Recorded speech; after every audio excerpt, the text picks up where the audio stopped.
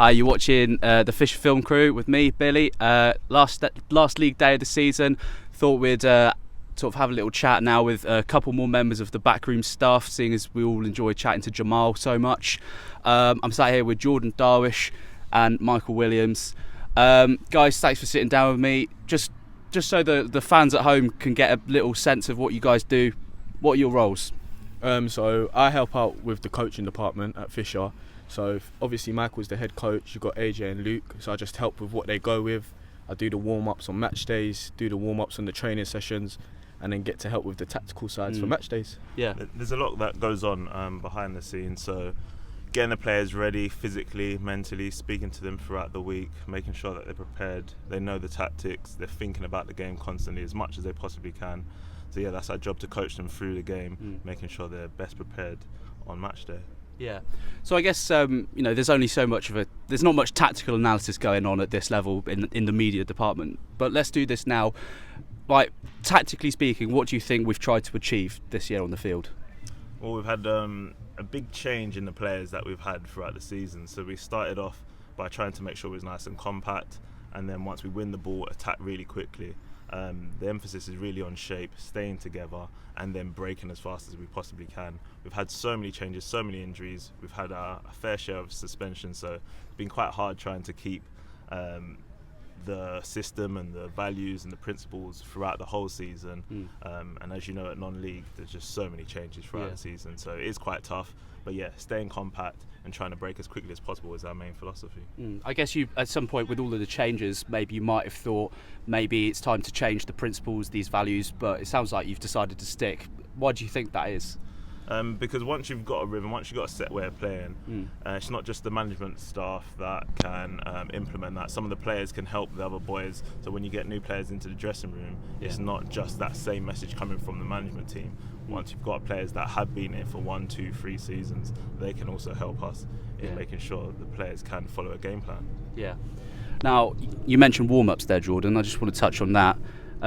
Just for the uneducated observer, what should we be looking out for in the Fisher warm-up? So we get them into rondos usually, and then after the rondos I get them to do about 2 laps of the pitch, and then they come in, do dynamics with me on them cones set up there, do their individual stretches, and then we have a box passing pattern drill that we go through, which we actually started doing around midway through the season. We found it was more of a flow. Luke Whip brought it in, and it was a good little thing to add.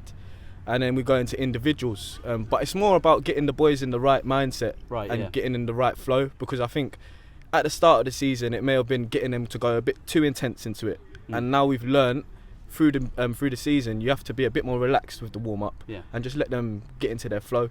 So it's alright.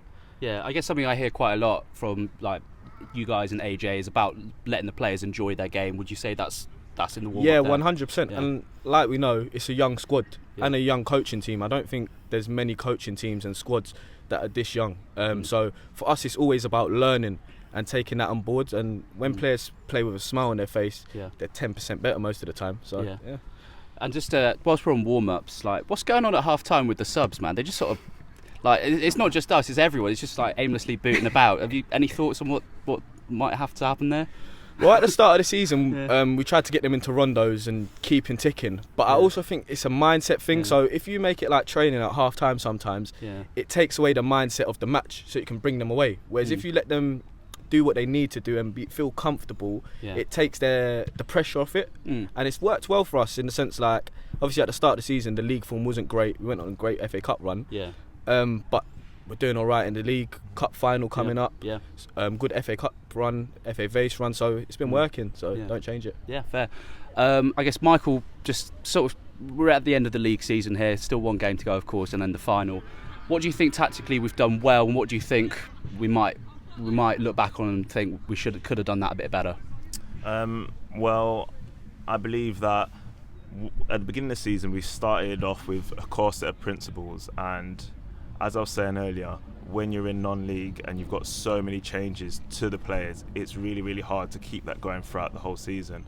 So in terms of doing things better, and next season, I think keeping that, starting off with a core set of principles, making sure all the players adhere to that as soon as they join the club, making sure that we're holding them to account for those principles, so when they go out on a Saturday, they know they've got 3 or 4 ideas in their head of what they can do, so they can think about being on the ball, off the ball, in transitions, set pieces, and as long as they know what's happening at different stages of the game, I feel like the game will be a lot easier for them. So going forward, I do believe just making sure those principles are set. Maybe they're up in the change room so they can see it at training, they can see it on match days, just really basic things, but being consistent is the main thing. That makes a lot of sense. Right, enough of that, down to the serious question now. Michael, what's your favourite cheese? I do like cheese. I have to go with mozzarella. Nice. Mozzarella is my favourite. That's a good choice. And Jordan? I was going to say mozzarella as well, but just to change it up, probably halloumi. Nice one. Nice with a wrap. Nice one. We've not had halloumi for a few now, so thanks for bringing that back. All right, boys, thank you so much. Good luck for the game, and thanks for chatting. Thank you.